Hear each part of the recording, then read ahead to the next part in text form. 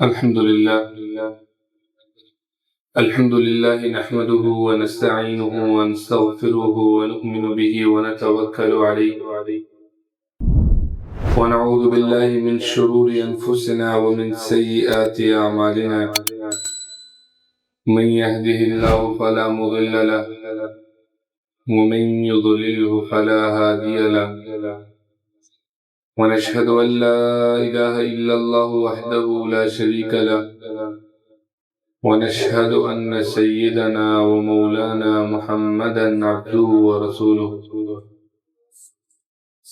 أما بعد فأعوذ بالله من الشيطان الرجيم بسم الله الرحمن الرحيم قل إن صلاتي ونسكي ومحياي ومماتي لله رب العالمين وعن ابن عمر رضي الله تعالى عنهما قال أقام رسول الله صلى الله عليه وسلم بمدينة 10 سنين ويضحي كل سنة. عزیزان گرامی، ذوالحجہ کا مہینہ اسلامی مہینوں میں بڑی اہمیت رکھتا ہے اور اس کے شروع کے 10 دن اس سے زیادہ اہمیت کے قابل ہیں. اللہ نے اس کو بہت فضیلت بخشی ہے. اللہ تعالیٰ قرآن مجید میں فرماتے ہیں والفجر وليال عشر والشفع والوتر، قسم ہے فجر کی، قسم ہے 10 راتوں کی، قسم ہے جفت کی اور طاق کی.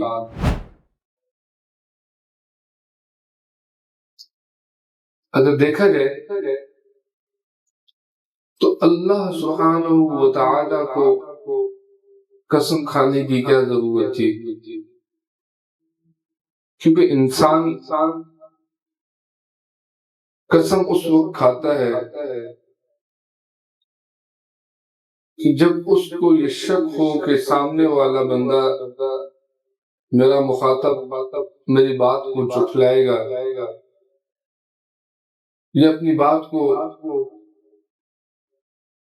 سچا یقینی بنانے کے لیے انسان قسم کھاتا ہے. لیکن اللہ سبحانہ و تعالی جب کسی چیز کو قسم کے ساتھ ذکر کرتے ہیں اس سے مراد اس چیز کی عظمت بیان کرنا ہوتی تاکہ ہم مسلمانوں کو اس چیز کی اہمیت کا اور فضیلت کا پتہ چل سکے. ادھر جو اللہ سبحانہ و تعالی نے 10 راتوں کی قسم کھائی ہے، مفسرین رحمہم اللہ نے لکھا ہے کوئی وہ ذوالحجہ کی 10 راتیں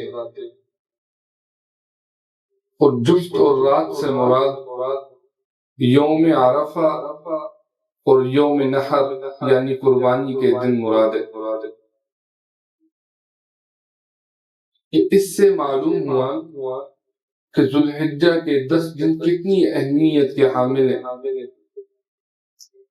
پھر 10 ذی الحجہ قربانی والا دن، اس کی کیا اہمیت ہوگی اللہ کے ہاں، کیا فضیلت ہوگی کہ اللہ تعالیٰ ان دنوں کا ذکر قرآن مجید میں کر رہے ہیں اور کر بھی کس انداز سے رہے ہیں؟ قسم کے ساتھ اس کو ذکر کیا. اما عائشہ رضی اللہ تعالیٰ عنہ فرماتی ہے کہ ابن آدم کے نیک اعمال سب سے زیادہ ان 10 دنوں میں قبول ہوتے اور 10 ذی الحجہ کو اللہ کے ہاں سب سے محبوب عمل وہ خون بہانا ہے. یعنی قربانی کرنا۔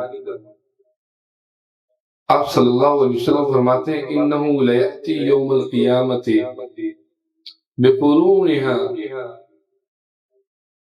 کہ جو قربانی کا جانور ہے یہ قیامت والے دن اپنے سنگوں کے ساتھ آئے گا، بِأَشْعَارِهَا اپنے بالوں کے ساتھ آئے گا، بِأَظْلَافِهَا اپنے کھوروں کے ساتھ آئے گا، وَإِنَّهُ لَيَقَعُ مِنَ اللَّهِ بِمَكَانٍ قَبْلَ أَن يَقَعَ عَلَى الْأَرْضِ، اور اس کا خون کا قطرہ گرنے سے پہلے اللہ تعالیٰ کے ہاں شرف مقبولیت حاصل ہو جاتی۔ فَطِيبُوا بِهَا نَفْسَهُ، اس قربانی کے عمل کو بڑے خوش دلی کے ساتھ کرو۔ حضرت عبداللہ بن عمر رضی اللہ تعالیٰ عنہ فرماتے ہیں اقام رسول اللہ صلی اللہ علیہ وسلم بمدینہ 10 سنین، آپ صلی اللہ علیہ وسلم نے مدینہ میں 10 سال گزارے، اور ہر سال قربانی کیا کرتے تھے۔ وَيُضَحِّي كُلَّ سَنَةٍ، ہر سال آپ صلی اللہ علیہ وسلم قربانی کیا کرتے تھے۔ تو آپ صلی اللہ علیہ وسلم نے خود بھی اس عمل کو سر انجام دیا اور امت کو بھی اس عمل کو یعنی قربانی کو کرنے کا حکم دیا، اور نہ کرنے والوں کے بارے میں بڑی سخت وعیدیں ذکر کی۔ ایک دفعہ آپ صلی اللہ علیہ وسلم فرمانے لگے من وجد ساعتا فلم یضحی فلا یقربن مصلانا، جس بندے کے پاس اتنی گنجائش ہو کہ وہ قربانی کر سکتا ہو پھر بھی وہ قربانی نہ کرے تو وہ ہرگز ہماری عیدگاہ کے قریب نہ آئے۔ یعنی آپ صلی اللہ علیہ وسلم اس شخص کے لیے جو شخص گنجائش کے باوجود قربانی نہیں کر رہا اس کو مسلمانوں کو اجتماع سے دور رہنے کا کہہ رہے۔ ایک دفعہ صحابہ رضوان اللہ تعالی علیہم اجمعین حضور صلی اللہ علیہ وسلم سے کہنے لگے یا رسول اللہ ما هذه الاضاحی، یہ قربانی کیا چیز ہے؟ تو آپ صلی اللہ علیہ وسلم فرمانے لگے سنت ابیکم، یہ تمہارے باپ ابراہیم کی سنت ہے۔ تو صحابہ کہنے لگے فما لنا فیہا یا رسول اللہ، اے اللہ کے رسول صلی اللہ علیہ وسلم تو ہمیں قربانی کر کے کیا ملے گا؟ تو آپ صلی اللہ علیہ وسلم کہنے لگے لِكُلِّ شَعْرَةٍ حَسَنَةٍ، قربانی کے جانور کے ہر بال کے بدلے تمہیں ایک نیکی ملے گی۔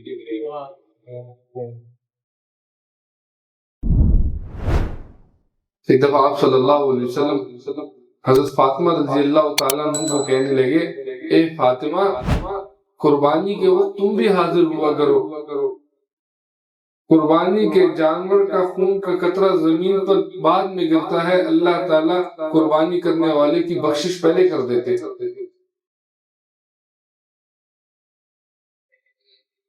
اس سے اندازہ لگائیں یہ کتنا بڑا عمل ہے، کتنا مقرب عمل ہے اللہ کے یہاں کہ بخشش ہو رہی ہے، خون کے قطرہ گرنے سے پہلے بخشش ہو رہی ہے۔ قربانی ہوتے ہی اللہ تعالیٰ اس کو مقبول کر رہے ہیں اور انسان سب سے محبوب عمل کر رہا ہوتا ہے۔ اور اس سے بھی بڑھ کر کہ قیامت والے دن قربانی والا جانور اپنے بالوں کے ساتھ، اپنے سنگوں کے ساتھ، اپنے کھروں کے ساتھ آ رہا ہوگا، اس کو تولا جا رہا ہوگا، پورے نام اعمال میں ناپا جا رہا ہوگا۔ کتنا فضیلت والا عمل ہے۔ لیکن شرط یہ ہے کہ اللہ کی رضا کی خاطر۔ اللہ تعالیٰ فرماتے ہیں قل ان صلاتی و نسکی و محیای و مماتی للہ رب العالمین، آپ فرما دیجئے میری نماز، میری قربانی، میرا زندہ رہنا، میرا مر جانا سب اللہ کے لیے۔ اللہ تعالیٰ فرماتے ہیں لن ینال اللہ لحومها ولا دماؤها ولکن ینالہ التقوی منکم، اللہ کو نہ اس کا گوشت پہنچتا ہے نہ اس کا خون پہنچتا ہے، اللہ کو تو تمہارا تقوی پہنچتا ہے۔ اللہ تو بندوں کے دلوں کو دیکھتے ہیں۔ اسی وجہ سے انسان اگر قربانی کرے سارے کا سارا گوشت رکھنا چاہے رکھ سکتا ہے، اپنے استعمال میں رکھنا چاہے رکھ سکتا ہے، لیکن بہتر یہ ہے کہ 3 حصے کیے جائیں۔ ایک حصہ اپنے لیے رکھے، ایک حصہ رشتہ داروں کو، اور دوسرا حصہ ان لوگوں کے لیے جن لوگوں کے گھر پورا سال گوشت نہیں پکتا، جو پورا سال گوشت کی شکل نہیں دیتا۔ اللہ تعالیٰ فرماتے ہیں فَصَلِّ لِرَبِّكَ وَانْحَرْ، اپنے رب کے لیے نماز پڑھیے اور اس کے لیے قربانی دیجیے۔ ایک اور جگہ فرمایا وَالْبُدْنَ جَعَلْنَاهَا لَكُم مِّن شَعَائِرِ اللَّهِ، یہ قربانی کے اون کو اللہ تعالیٰ نے تمہارے لیے شعائر اللہ میں سے بنا دیا۔ شعائر اللہ کہتے ہیں وہ چیزیں جس سے اللہ کی عظمت ہو۔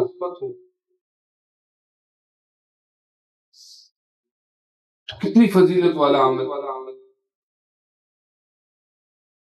حضور اقدس صلی اللہ علیہ وسلم ہر سال حضرت علی رضی اللہ تعالیٰ نے فرماتے ہیں کہ 2 مینڈے ذبح کیے کرتے تھے، ایک مینڈا اپنی کی طرف سے اور ایک مینڈا اپنی امت کی طرف سے۔ تو جس کو اللہ تعالیٰ نے زیادہ وسعت دی ہو تو حق یہ بنتا ہے کہ نبی کریم صلی اللہ علیہ وسلم کی ذات کے لیے قربانی، اور اللہ نے اور وسعت دی ہے تو پھر جن لوگوں نے جن کی وجہ سے ہم تک یہ دین پہنچا، جن کی وجہ سے ہمیں یہ مبارک کلمہ ملا، صحابہ رضوان اللہ تعالی علیہم اجمعین، ان کی طرف سے کرے۔ اور یہ قربانی صرف ہمیں نہیں دی گئی، یہ تقریباً تمام انبیاء کی شریعتوں میں تھی۔ حضرت آدم علیہ السلام کے زمانے میں بھی قربانی تھی۔ اذ قربا قربانا فتقبل من احدهما ولم يتقبل من الاخر، قرآن مجید میں آتا ہے حضرت آدم علیہ السلام کے 2 بیٹے تھے، حابیل اور قابیل، ان دونوں نے قربانی پیش کی۔ اس زمانے میں ہوتا یہ تھا کہ قربانی جس چیز کی پیش کرنی ہوتی تھی اس کو کسی جگہ پر رکھ دیتے تھے، اور آسمان سے ایک آگ آتی تھی اور اس سال قربانی کو کھا جاتی تھی۔ تو جس کی قربانی کو آگ کھا جاتی تھی اس کی قربانی مقبول ہوتی تھی۔ تو حابیل اور قابیل نے بھی دونوں نے قربانیاں پیش کی، تو اللہ نے حابیل کی قربانی قبول کر دی، قابیل کی قربانی قبول نہیں کی۔ اب قابیل کو حسد ہونے لگا، تو حابیل کو کہنے لگا لَأَقْتُلَنَّكَ، میں تجھے ضرور قتل کر دوں گا۔ تو حابیل کہنے لگے لَإِن بَسَطْتَ إِلَيَّ يَدَكَ لِتَقْتُلَنِي مَا أَنَا بِبَاسِطٍ يَدِيَ إِلَيْكَ لِأَقْتُلَكَ، اگر تم میری طرف قتل کرنے کے لیے ہاتھ بڑھائے گا تو میں اپنا ہاتھ تجھے قتل کرنے کے لیے نہیں بڑھاؤں گی۔ انی اخاف اللہ رب العالمین، میں تو دونوں جہانوں کے پالنے والے سے ڈرتا ہوں۔ تو اسی طرح تمام شریعتوں میں قربانی تھی،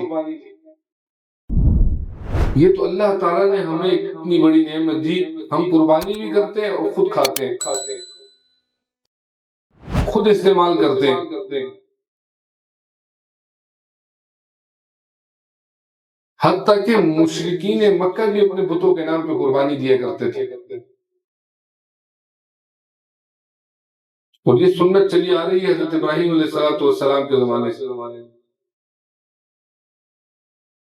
بڑے اولو العزم پیغمبر تھے، ہر امتحان میں پاس ہوئے، کامیاب ہوئے۔ ایک مشرک گھرانے میں انہوں نے آنکھ کھولی، جب نبوت ملی اللہ تعالیٰ نے کہا کہ سب سے پہلے اپنے والد کو تبلیغ کرو۔ والد خود بت تراشتے تھے، خود بت بناتے تھے۔ والد نے کہا اگر تو باز نہ آئے تو تمہیں پتھر مار مار کے ہلاک کر دوں گا۔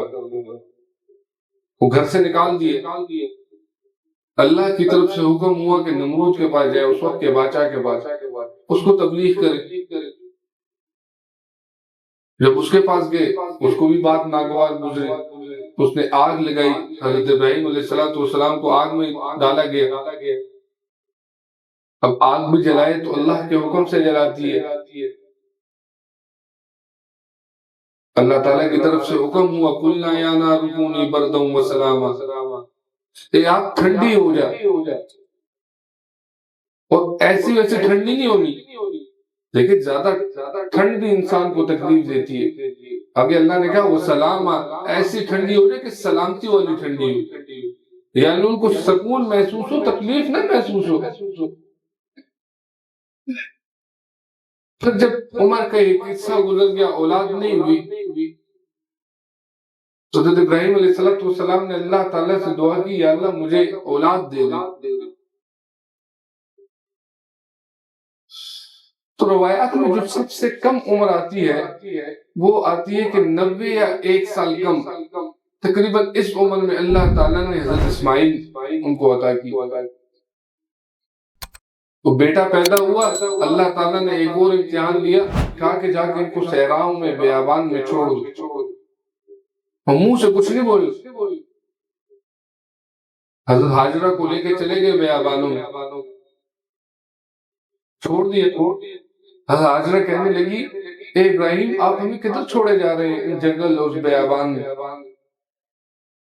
خاموش رہے۔ تو حضرت حاجرہ سمجھ گئی، کہنے لگی کہ اللہ کی طرف سے اگر حکم ہے تو سر ہلا دیجیے۔ حضرت ابراہیم علیہ السلام نے سر ہلایا، تو حضرت حاجرہ کہنے لگی اگر اللہ کا حکم ہے پھر اللہ ہمیں ضائع نہیں کرے گا، نہ پانی نہ کھانا کچھ بھی نہیں ہے، ریگستان ہے، لیکن اللہ نے ایسا بندوبست کیا کہ آج تک جو پانی اللہ تعالیٰ نے حضرت اسماعیل علیہ السلام کی ایڑی کے ذریعے سے ایک چشمہ نکالا تھا، آج تک لوگ اس سے سیراب ہو رہے، آج تک لوگ وہ پانی پی رہے۔ جب اللہ کی رضا کے لیے انسان قربانی دے تو اللہ تعالیٰ رہتی دنیا تک نشانیاں دکھاتے ہیں۔ جب اسماعیل علیہ السلام فلما بلغ معه السعی، اب ابراہیم علیہ السلام کی عمر 100 سے تجاوز کر چکی ہے، اور اسماعیل علیہ السلام قرآن مجید میں آتے اتنے ہو گئے کہ اپنے باپ کی مدد کرنے لگ گئے، ان کے کام کاج میں ہاتھ بٹانے لگ گئے۔ تو اللہ کی طرف سے خواب میں وحی ہوئی کہ اب اس کو ذبح کر کے قربانی دے۔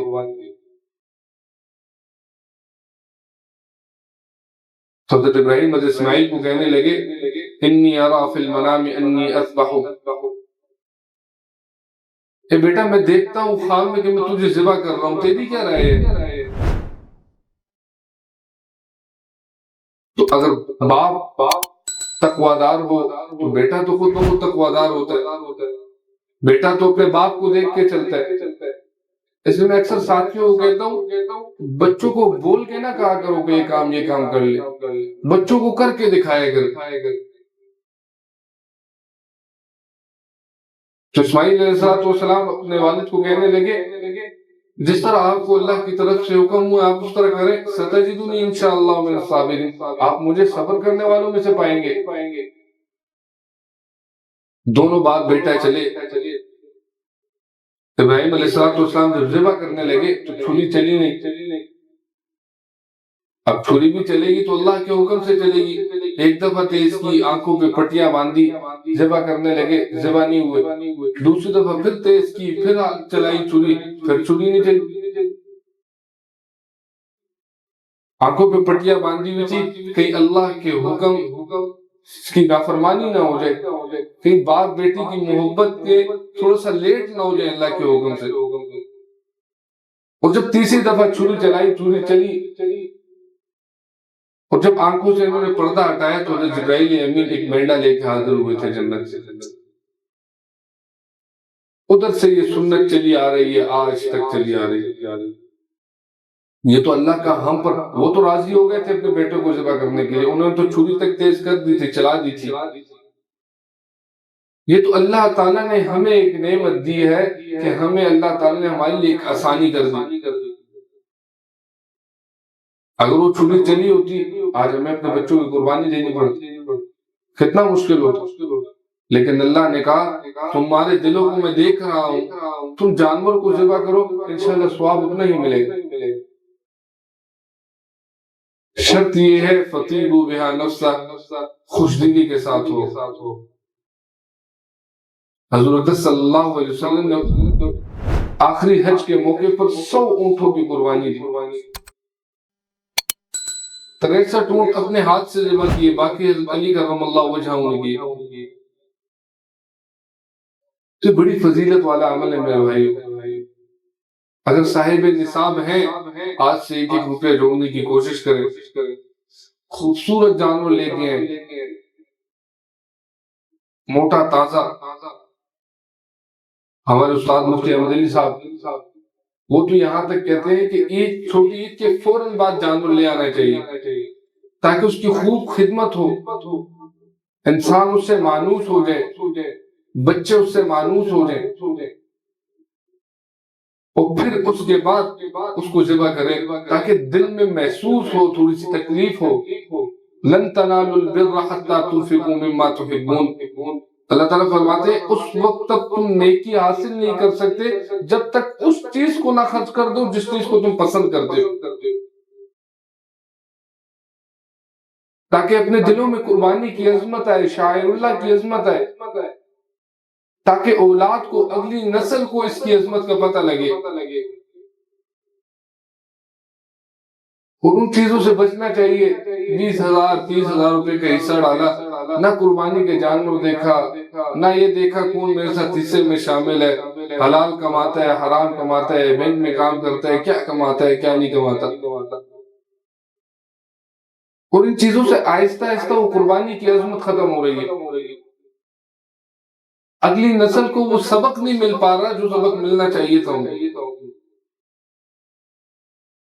لہذا آج سے نیت کریں کہ انشاءاللہ قربانی کریں گے اور بہترین طریقے سے کریں گے.